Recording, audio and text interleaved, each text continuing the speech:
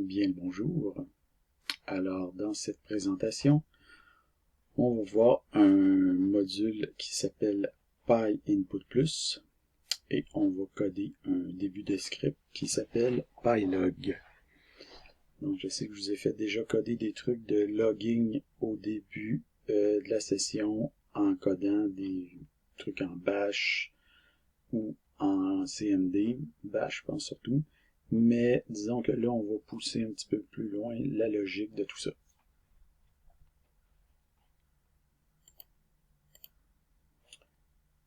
Donc, c'est comme je viens de le dire. Donc, tout d'abord, on va diviser en 3 sections, plus la conclusion et la remise. Donc, d'abord, on va introduire le module PyInput+. Après ça, on va voir comment, en fait, on va voir PyLog, mais avec des inputs, PyLog avec des arguments, et finalement, conclusion et remise.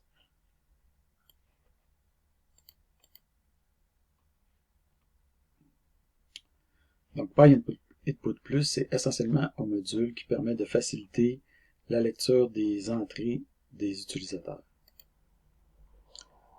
Donc, on pourrait rapidement parcourir la documentation, mais vous voyez ici un exemple typique.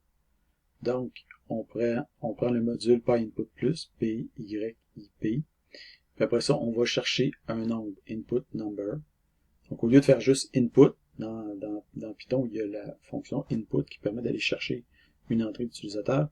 Là, on peut dire qu'on peut aller chercher un nombre, ou etc., comme vous avez déjà codé en C# ou comme vous avez utilisé avec moi aussi ce que je fournissais en C#. Donc, vous avez ici un module qui vous permet d'aller lire un nombre. Donc, input number. Donc, si la personne a rentre 42, par exemple, mais là, ça veut dire 42 is not a number. Là, la personne va rentrer 42, puis là, ça va marcher. Donc là, la personne va retrouver le contrôle de l'invite, elle va taper result, puis ça va être écrit 42.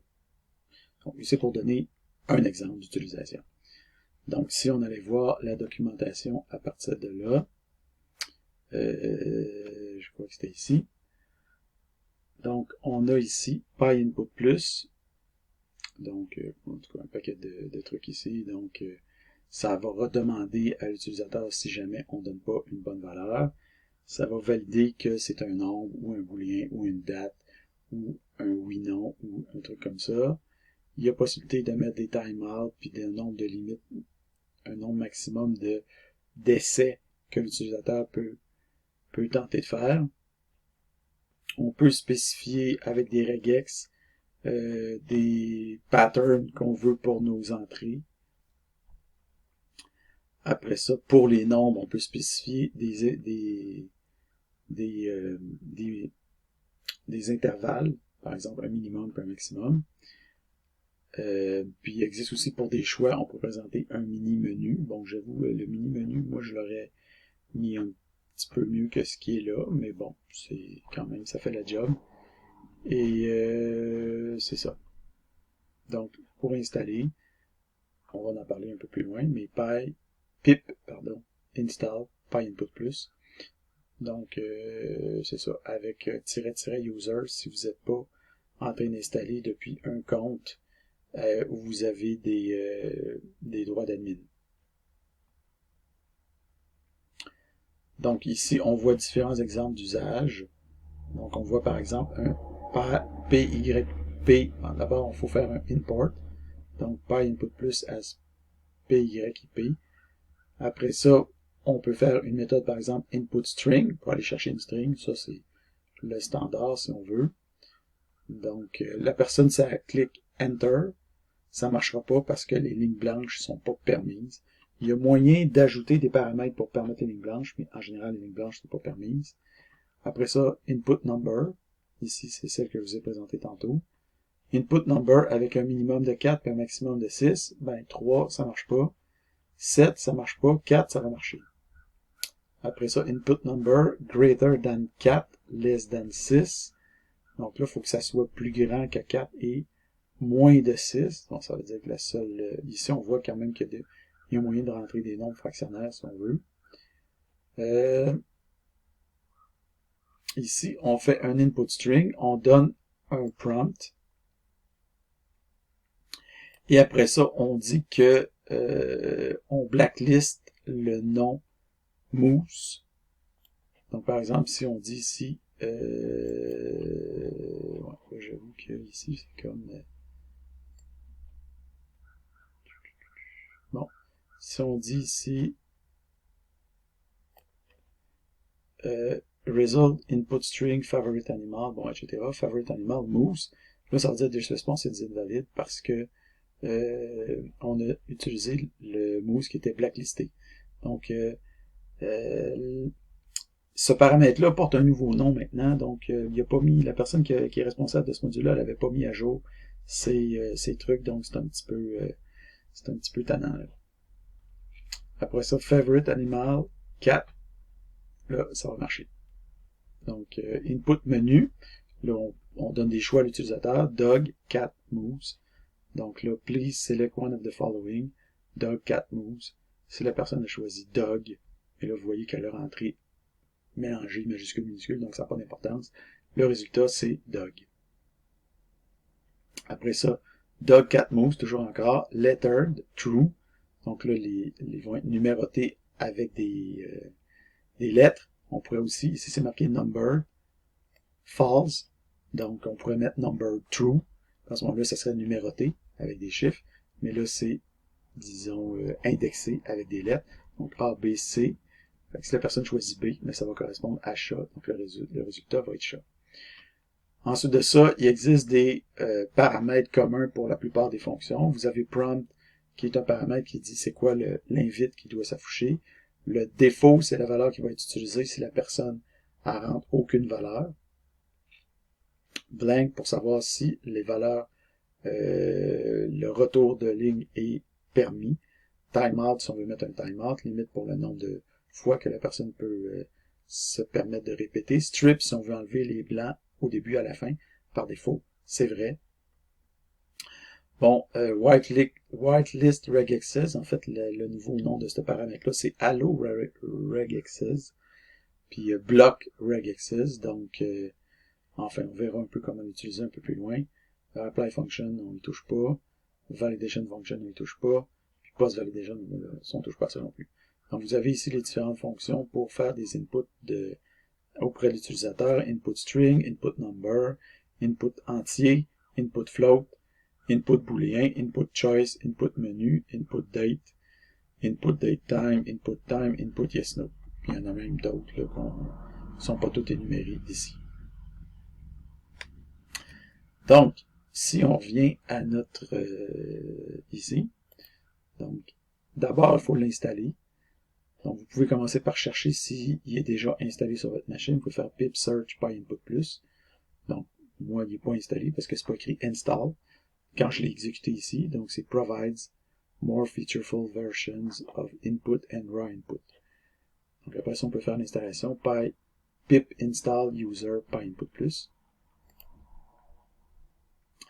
Donc, ensuite de ça, pour vous faire pratiquer un peu ce module-là, je vais vous demander de modifier votre invite dans Python. Donc, pour vous arranger pour avoir vos initiales dans l'invite. OK, donc vous allez juste appliquer qu'est-ce qu'il y a ici pour avoir vos initiales dans l'invite. Et là, vous allez pratiquer les différents trucs que je vais vous donner à pratiquer. Donc, pour lire une string, on le voit ici.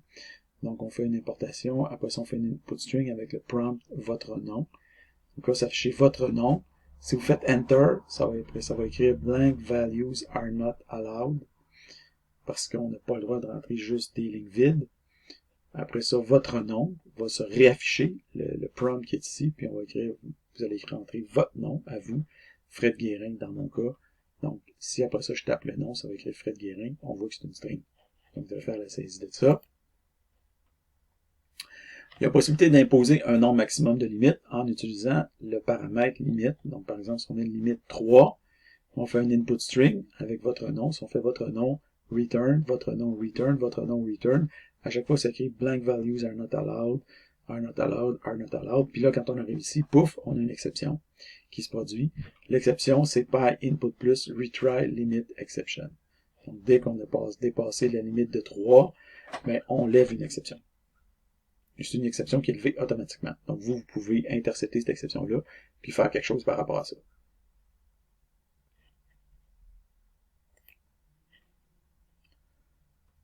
Donc, il y a moyen de restreindre les entrées possibles en utilisant les arguments block_regexes et allow_regexes. Donc, ici, par exemple, on suppose qu'on veut lire un nombre de 5 chiffres. Par exemple, ça peut être un numéro de facture ou quelque chose comme ça. Donc, quelque chose qui doit absolument avoir 5 chiffres. Donc, on pourrait avoir, par exemple, le prompt, ça serait le numéro. Après ça, on va permettre toutes les chaînes de caractères qui contiennent, donc ça c'est début, fin, \d, digit, donc les chiffres, exactement 5 chiffres. Donc on veut une entrée qui contient exactement 5 chiffres. Block regexes, chaîne vide, ça veut dire quoi? Ça veut dire qu'on bloque tout le reste. Autrement dit, on accepte ça, puis on bloque tout le reste. C'est un peu la façon de fonctionner avec ce truc-là pour accepter uniquement un ensemble très précis de chaînes de caractères. On bloque tout le reste et on donne, comme ici, deuxième argument, on donne le message à afficher si jamais on fournit pas la bonne entrée. Donc, par exemple, numéro Fred Guérin, ça va dire 5 chiffres, s'il vous plaît, parce que ça correspond à ce qu'on a ici. Après ça, numéro 1, 2, 3, 5 chiffres, s'il vous plaît. Numéro 1, 2, 3, 4, 5, 6, 7, 5 chiffres, s'il vous plaît. Numéro 0, 0, 0, 1, 2. Alors là, ça a marché. Puis là, on met numéro, puis là, ça nous sort le numéro. Dans ce cas-là, vu que c'est un input string, c'est une chaîne de caractères, donc même si c'est un numéro qu'on va chercher, ça reste une chaîne de caractères, c'est pas un entier. Donc, vous allez faire une saisie comme à la diapo précédente que vous avez ici. Ensuite, ça, pour les nombres, on fait un input number avec un minimum de 1 et un maximum de 125. Vous faites la saisie comme vous avez ici. À noter que l'âge que vous obtenez ici, c'est un entier et non pas une string.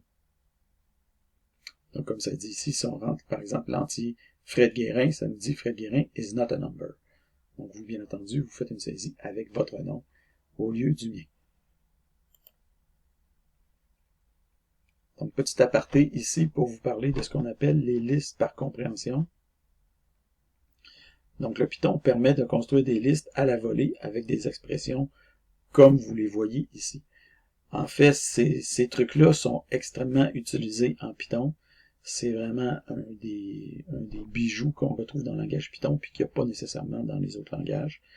Bon, maintenant avec les lambda, puis en fait les lambda et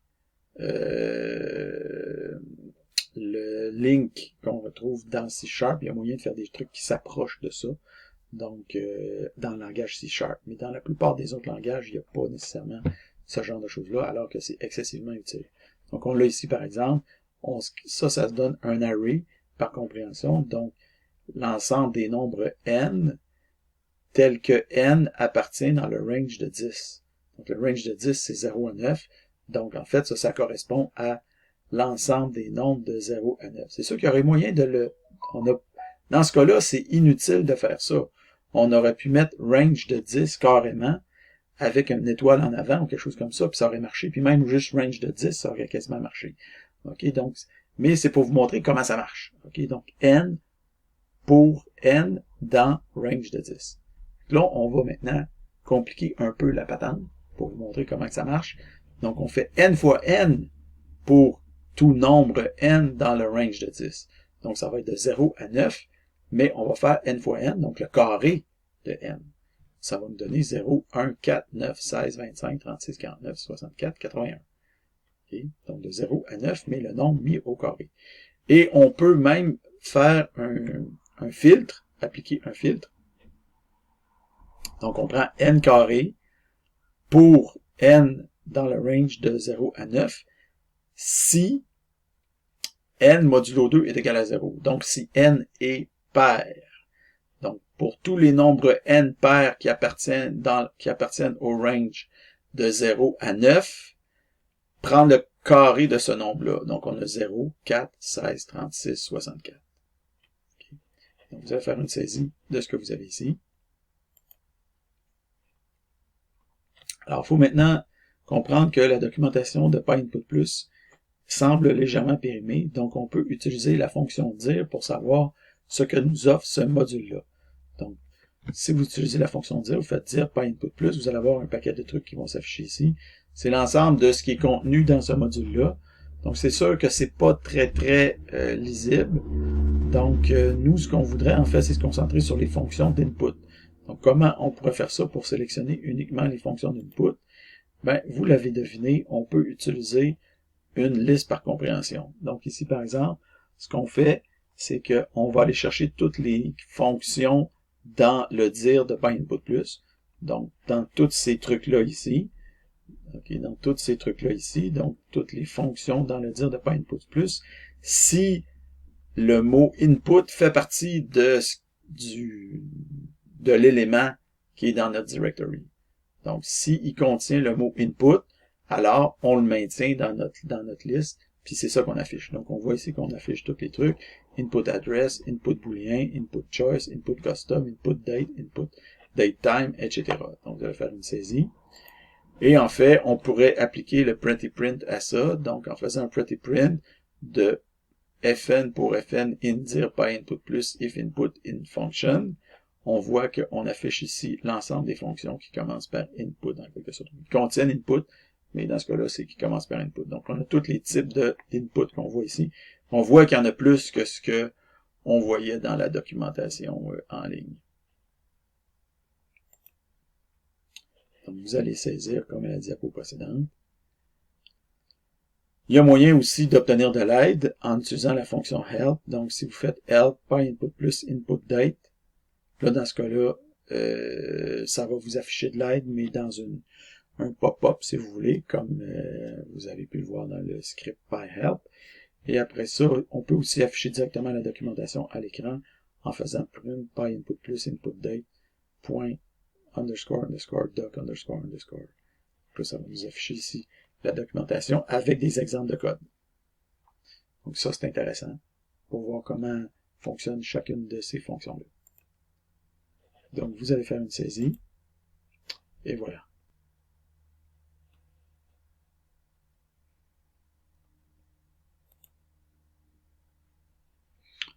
Donc là, on va voir comment utiliser PyInput+ pour coder un script qui s'appelle PyLog. Donc, juste rappeler d'abord la notion de dictionnaire. Donc, un dictionnaire, c'est un ensemble de couples clés-valeurs. Par exemple, nom, Guérin, âge 14. Évidemment, je présume que c'est pas moi. C'est pas ma fille non plus, parce qu'elle n'a pas encore cet âge-là. Donc, c'est quelqu'un comme ça qu'on connaît pas. C'est pas mon âge mental non plus. Donc, si après ça, on fait data, puis entre crochets, on met le nom de la clé, ça va nous retourner la valeur correspondante. Donc, data du nom. Donc, le nom qui est contenu dans data, c'est Guérin. Et le prénom. Si après ça, on dit que data prénom est égal à Frédéric, ça va rajouter une paire clé-valeur dans notre dictionnaire, de telle sorte que à la clé prénom va être associée la valeur Frédéric. Et si après ça, on affiche le data, on voit que le nom c'est Guérin, l'âge c'est 14 et que le prénom c'est Frédéric. Donc, vous allez faire une saisie pour montrer l'utilisation du dictionnaire dans votre cas.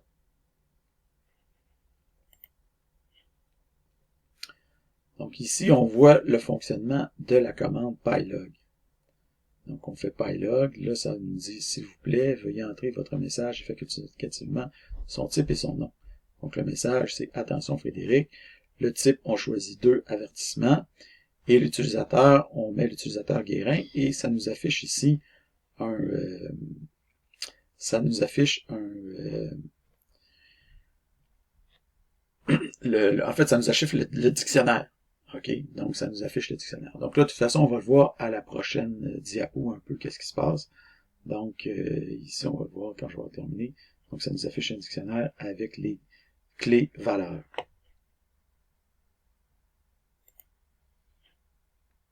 Donc, on voit ici. Donc, on fait PyLog. Ça, ici, c'était pas dans la saisie, dans ce que je vous avais montré sur la diapo précédente, parce que je l'ai rajouté après. OK, parce que ça me tentait d'avoir une initiale quelque part là-dedans. Donc, c'est votre initiale, bien entendu, qui, dans votre code, doit s'afficher. Donc, vos initiales. Donc, PyLog, s'il vous plaît, veuillez entrer votre message et facultativement son type et votre nom. Donc, le message, vous entrez le message, vous faites un Enter. Après ça, le type. Ce qui apparaît en crochet, c'est le type par défaut. Ça veut dire que si jamais vous appuyez sur Entrée, c'est ce type-là qui va être sélectionné par défaut. Donc, ça veut dire que par défaut, on crée des notifications. Mais il y a 3 types possibles: notification, avertissement et erreur. Et finalement, l'utilisateur, si jamais on appuie sur la touche Entrée, l'utilisateur, ça va être l'utilisateur F-Guérin qui correspond à le login name de l'utilisateur actuellement en train d'utiliser la ligne de commande. Donc, moi, dans mon cas, c'est F-Guérin. Mais j'ai décidé de ne pas appuyer sur Entrée, mais d'entrer plutôt le nom de la personne. Donc, dans ce cas-là, j'ai rentré Guérin. Donc, on voit ici qu'est-ce qui va se passer au niveau de la sortie. Donc, on va avoir une sortie composée. Ça, c'est le dictionnaire qui s'affiche, qui va être pretty printé, le dictionnaire ici, parce que sinon, bon, ça s'afficherait pas nécessairement comme ça. Donc, il va être pretty printé. Et on voit qu'il y a un horodatage qui est effectué, ou si vous préférez en anglais, on appelle ça un timestamp. Donc, un horodatage qui est effectué avec la date et l'heure, très précise, au format international. Donc, comme vous voyez ici, la date-heure, c'est au format international.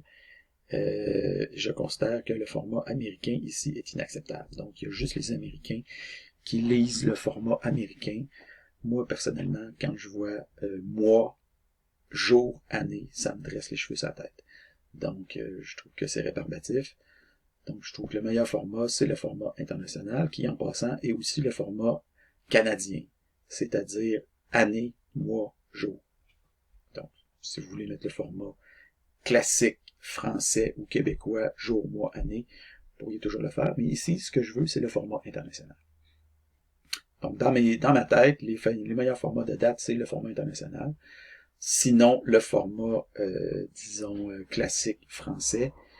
Et en tout dernier recours, mais vraiment que j'aborde totalement le format américain.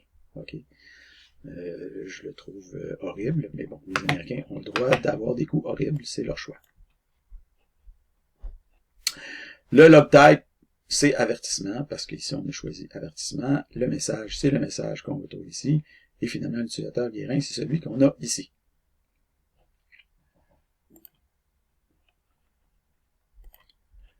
Donc, le PyLog de base, vous allez ici faire votre saisie, donc qui va correspondre à ce que vous avez ici. Donc, en rentrant, évidemment, dans votre cas, ça va être, attention, votre prénom, et ici, ça va être votre nom de famille, et ici, ça va être vos initiales, ici, ça va être votre login name, ici, ça va être 1, parce que notification, c'est la valeur par défaut. Donc, vous allez faire votre saisie pour me démontrer le fonctionnement. Et ensuite de ça, vous allez montrer le fonctionnement par défaut quand on appuie sur Entrée. Donc, on a toujours le même message ici qui s'affiche. En passant à votre message, là, vous pouvez faire juste une ligne. Là.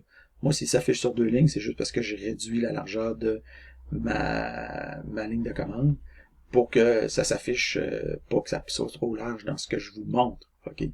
Puis vous, si vous voulez faire votre saisie, c'est une bonne idée aussi de réduire la largeur. Donc, ici, on le voit. Mon message, cette fois-là, c'est bravo Fred Guérin.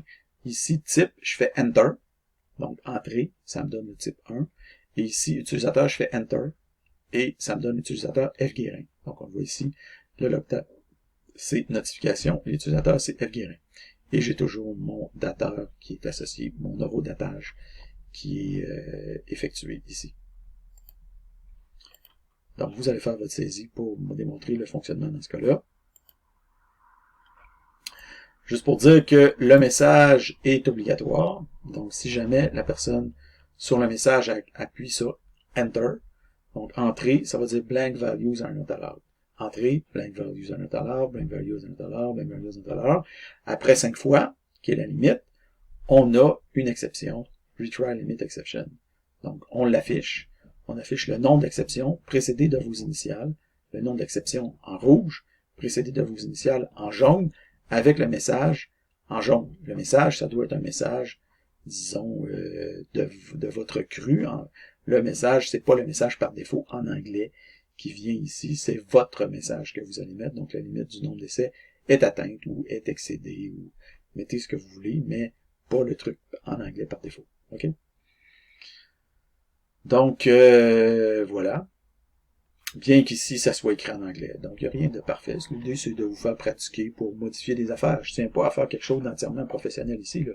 Faire du logiciel professionnel, c'est toujours quelque chose qui est 2 à 3 fois plus long que faire, ou 4 ou 5 fois plus long que de faire du logiciel comme on fait d'habitude dans nos cours. Donc, l'idée, c'est de vous faire pas être professionnel, mais pas non plus faire écrire quelque chose qui est du bâtard. OK?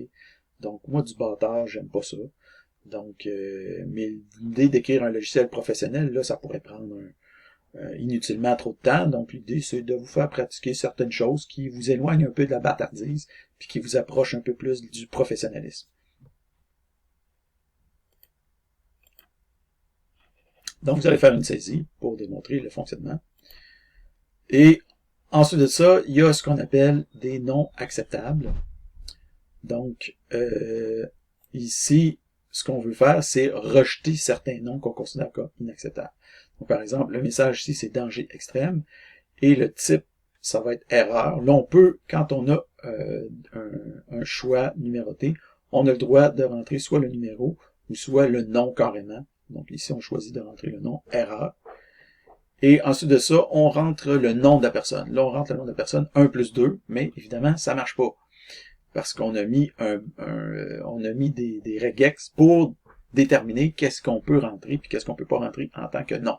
Donc, le plus, évidemment, ne peut pas faire partie d'un nom.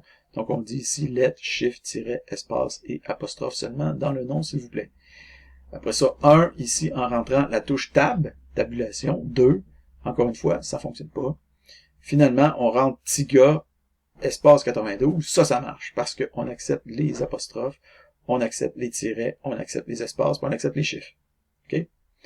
Donc, une fois qu'on a fait ça, là, on affiche après ça le dateur, le logtype, le message et l'utilisateur Tiga 92. Donc, vous allez faire votre saisie comme à la diapo précédente et vous allez versionner.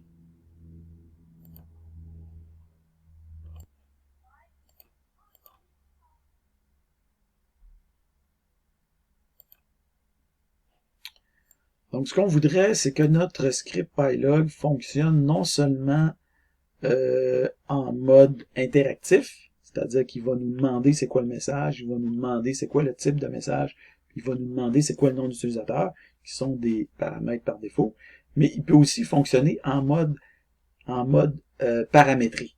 Donc, on rentre la ligne de commande avec les paramètres et pouf, il nous sort, il nous fait un log.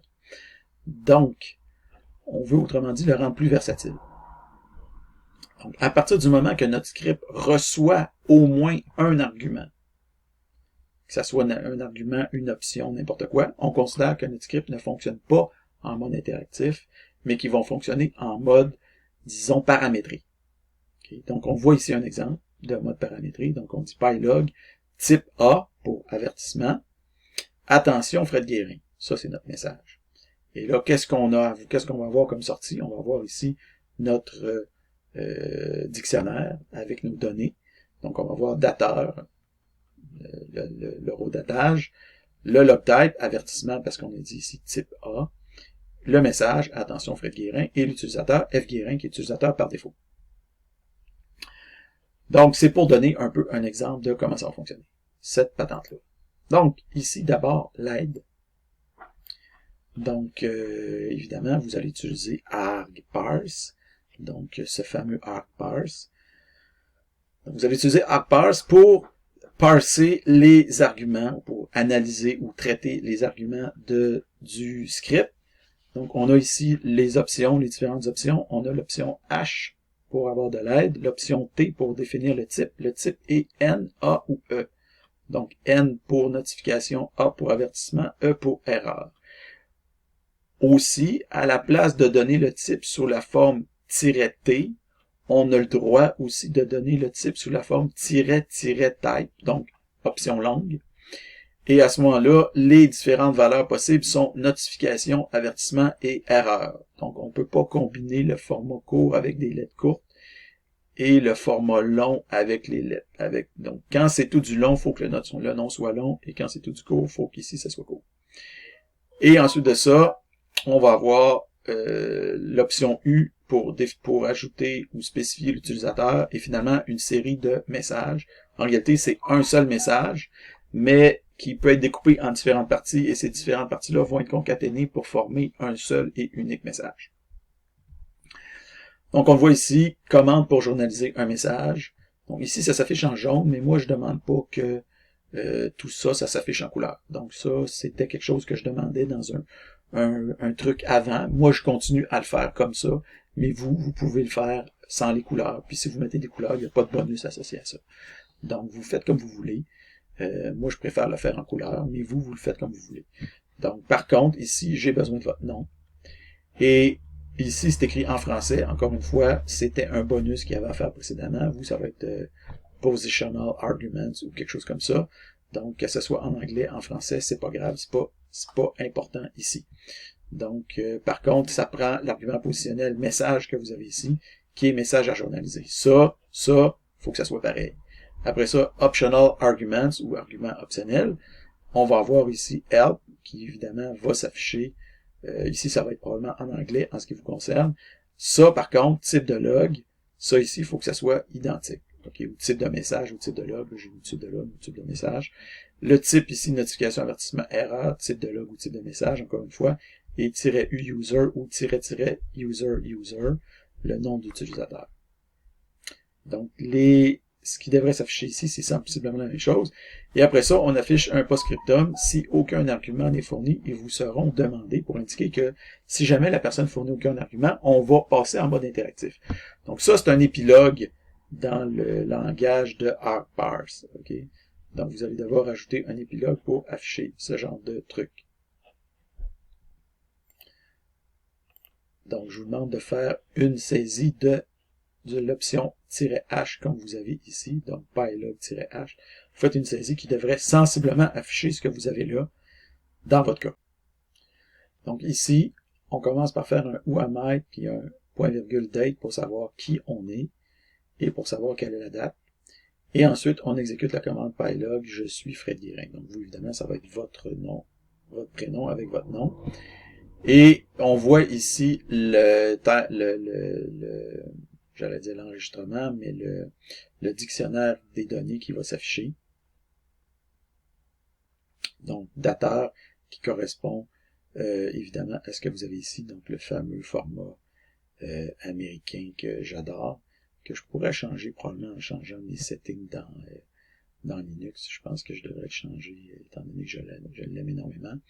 Et ici, le log type, qui est une notification, parce que c'est une notification par défaut, votre message, je suis Fred Guérin, qui correspond à ce qu'on a ici.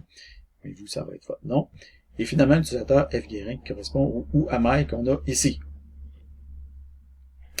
Donc, vous allez faire une saisie pour démontrer le bon fonctionnement. Ensuite de ça, on peut spécifier un utilisateur facultatif. Donc, ici, par exemple, si on utilise l'option U, en disant -U Yoda. Donc, je suis un Jedi, signé Yoda. Donc, ici, on a le dateur, le log type, notification, je suis un Jedi, utilisateur Yoda.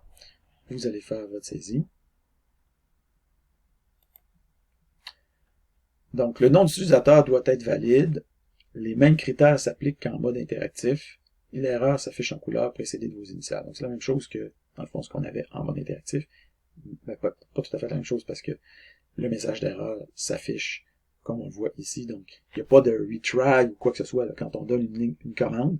La commande réussit ou échoue. Il n'y a pas de réessai puis tout ça comme on est en mode interactif. Là, on n'est pas en mode interactif, donc ça marche pas, on a fait une erreur, ça plante. Okay, donc, on voit ici. Donc, si par exemple on dit je suis Fred Guérin, user 1+2, ça marche pas, donc on dit value error avec vos initiales au départ, et après ça, le message d'erreur, donc let shift-espace et apostrophe seulement dans le nom, s'il vous plaît. Et après ça, on réessaye avec cette fois-là, un user qui est petit gars 93, et cette fois-là, ça devrait marcher. Donc on voit ici dateur, notification, je suis Fred Guérin, utilisateur petit gars 93.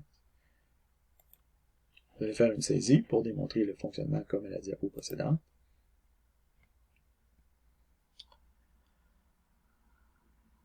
Après ça, pour ce qui est du type de message, on peut le spécifier, comme je l'avais dit précédemment, soit par l'option courte "-t", ou soit par l'option longue "-type".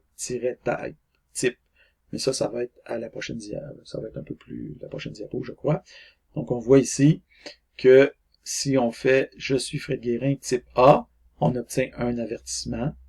Et si on fait "Je suis Fred Guérin type E" pour erreur, on obtient un log type qui est erreur. Et si finalement on fait un "Je suis Fred Guérin type W", il va me dire que le type W n'existe pas. Ici, ça s'affiche en rouge, mais vu que c'est argparse, probablement que ça s'affichera pas en rouge, mais c'est pas grave. Okay? Donc, vous allez avoir un pylog.python, erreur, argument-t.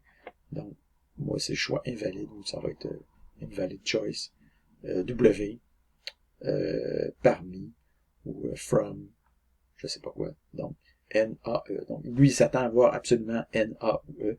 Comme on n'a pas fourni une de ces trois valeurs-là, c'est pas acceptable. Vous allez faire votre saisie de format court comme à la diapo précédente. Et ensuite de ça, on va tester le format long. Donc ici, on a le format long, type égale avertissement. On voit l'avertissement ici. Type égale erreur, on voit l'erreur ici. Et finalement, type égale ou type Yoda. L'égal est facultatif, là. Donc type Yoda, on voit que là, ça marche pas. Ça nous dit un choix invalide, Yoda parmi notification, avertissement, erreur. Vous allez faire votre saisie de ça. Finalement, il y a moyen de combiner les options, comme on le voit ici, donc pylog.py, attention Yoda, type A, user Fred Guérin. Donc on voit que ça me fait, on voit ici le dateur, le log type, avertissement, le message attention Yoda et l'utilisateur Fred Guérin. Donc vous allez faire une saisie avec votre nom à la place du mien. Vous allez versionner.